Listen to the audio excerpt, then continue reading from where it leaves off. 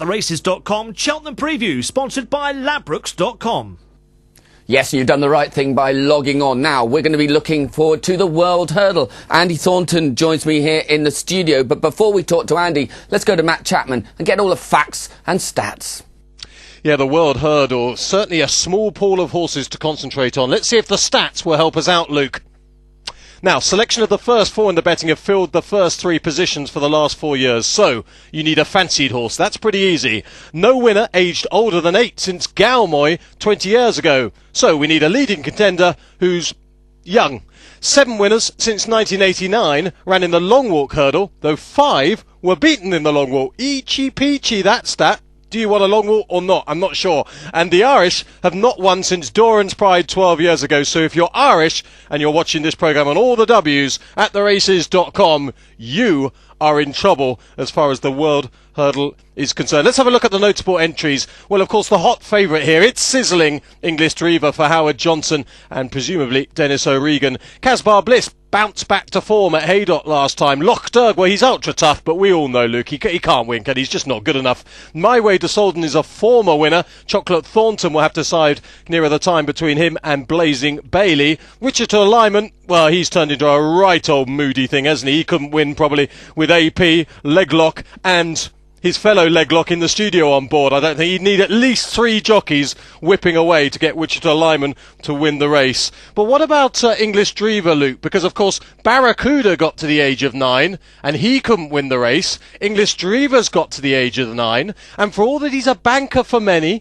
he's a little bit quirky from time to time. So, you know, he comes off the bride. He needs one of those Leglock Luke whacks to cheer him up about 3 out. But he is, quite simply, the best horse in the race. Muppet. Well, he wouldn't win with him on anyway, but no, the worry, Inglis Drever, Matt's absolutely right, you know, spot on. The top horses always, you know, the top 2 or 3 in the betting always win the World Hurdle. But what about the Formula Yard? Got to be a massive worry. That is the huge doubt about Inglis Drever at the moment. Obviously, Howard Johnson, he's come out in the press and said, I'm not going to have a runner for over a week. He had a couple of runners yesterday. Didn't have any winners.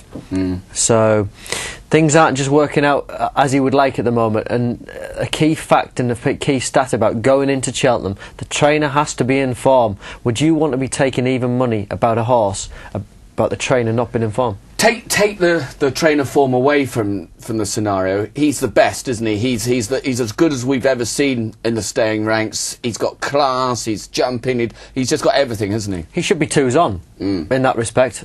He's done absolutely nothing wrong all year. He's almost been more impressive this year than I've seen him in the past.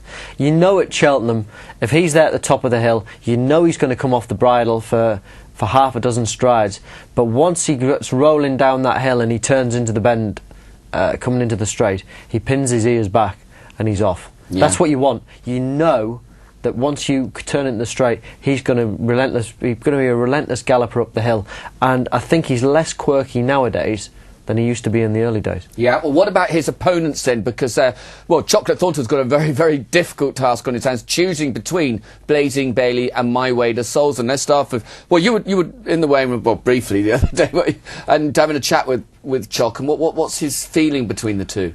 He hasn't decided. I think that things will come down to the ground, and he'll obviously have a sit on both horses at home. Obviously he has an allegiance to both horses, especially My Way after winning the Stayers Hurdle on him before. He's won an Arkle on him as well. You know, they go back a long way. Hasn't quite clicked so far this year. Well, that's an understatement, though, isn't it? I mean, when you say hasn't quite clicked, I mean, this was by far and away his best run of the season. And on this run, can you see him winning a Ladbroke Hurdle? On this run, no, you can't. But what you failed to see earlier on here was that the 2 horses in front, Sam Thomas on Elusive Dream and Choc, they took each other on down the back and set it up for Lough Derg, because Lough Derg, a dour stayer, staying on up the hill. As you see, the other 2, they aren't going too quick. My Way hasn't produced what he has done in the past and doesn't quite look the force of old. The season has not gone according to plan. It's been very much stopped all the way through this season. The Stayers Hurdle wasn't the original plan at the start of the season. But then again, Cheltenham, Alan King, he's proved in the past that he can get a horse ready a difficult decision for Choc. I think I tend to agree with you. I think Chocolate's remembering what My Way to Solson did last year and the year before rather than what he's done this year. But on the other hand, Blazing Bailey, been there, done it, and comes into the race potentially Inglis Drever's biggest, the biggest danger. He did last year. I think the big thing with Blazing Bailey is if he gets cut in the ground at Cheltenham, which he's proved in the past, he acts on the track. If the ground is at all on the slow side, it'll play to his strengths. But it's not going to be, though, is it? You don't know. No. We don't know at the moment. The chances are it is going to be on the slow side of good, and the forecast is pretty settled for the following week. So you've got to bear that in mind. I think he'll be in the frame, but I can't see him beating Inglis Drever. Well, we just saw at Fontwell, we just saw Lough Derg winning, and Tom Scudamore was crying then. So what's he going to be like if this all sits at Cheltenham? I mean, wonderfully tough horse, had a brilliant season, but can he go there and win there realistically? Well, the only thing you would say, he's got a great habit of winning. It's not a bad habit to have. Cheltenham, is he as good at Cheltenham, do you think? Well, that's the question mark, but I think through the year we've been saying Lough Derg's probably better at Ascot. I don't think anybody could see him winning at Fontwell. He's a very, very tough individual. The horse seems to a little bit in the same mould as Tamarin Bleu of David Pipe. He seems to be improving. He's tough, resilient, and he just doesn't know when to give up. But personally, I think if the Stayers Hurdle was run round Ascot, if you put him in here, he'd probably be a 7-to-1 chance. But it's not. It's Cheltenham.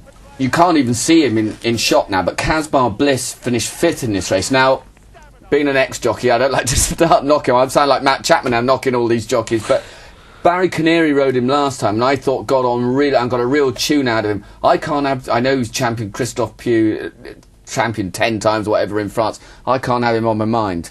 But, I mean, what about Casbar Bliss? Casbar Bliss, I think when you saw him run at Ascot, Casbar Bliss, Francois Dumont's horses were not just on top form. Yeah. Whereas their horses are in very, very good form. Barry Canary, as you said, won on him at Haydock. He was very impressive, travelled ultra well through the race, arrived there, got the job done. Obviously the race wasn't up to champion hurdle class, but like you say, again, trainers in form going into the festival. He is a horse that is going the right way, but whether he's good enough to win is another matter. If you've been there and done it, it's obviously a massive advantage, which the lineman has been there, has done it, but to me, he's just looks as though the old head's gone a bit. He's I don't know what's wrong with him, but he hasn't shown anywhere near that sort of form since. He looks to me like a horse who's had quite a few hard races, and he's just not quite in love with it at the moment. But we've seen it before. John Joe's horse has been out of form in January and February, but how many times have we seen it that come March, a little bit of sun on their backs, they keep improving. There's a few, he's got a few horses at the moment. They're just starting to run a little bit better, and that's what you want going into the Cheltenham Festival. Just looking down, as Matt was saying, by the stats, that the leading contenders are normally, it's not normally an outsider that wins the Stairs. But what about something like Peter Bowen's horse, Special Envoy? I know, again, it's a yard that hasn't been in great form, but he's not without ability. Well, no, he proved it at the start of the season, and in great form. Knock out his last 2 runs and he'd be a lot shorter in the betting. Yeah. He was going the right way. He will be a hold-up horse who likes to come from off a strong pace, but maybe I think you've seen the best of him. He's done it in handicaps, but hasn't proved it at top class. Sure, I'm just looking at that here, actually looking at the makeup of the race and thinking, is there going to be much pace on here? You look down these horses, a lot of them are hold-up horses, and like Lough Derg, those sort of horses that love to come from off the pace. Casbar Bliss, he's normally held up. Inglis Drever always sort of gets behind in his races, so it could be an interesting tactic. I think you'll find that Lough Derg will pop out in front. If he gets an easy lead at 20-1, I think he's a very good each-way price. If anything happens, because like we were talking about, is Inglis Drever value at even money? If the yard was in form, he's a 2s-on chance. Yeah. Simple as that. But they're not. But they're not in form. You have to put that into the equation. He's the sort of horse you would like to see what he looks like on the day. Selection, Andy? I would be tempted to go with Lough Derg each way at 20-1 to finish in the frame. You can't say you don't get value then. Lough Derg at 20-1. At theraces.com, Cheltenham Preview, sponsored by LADBROKES.com.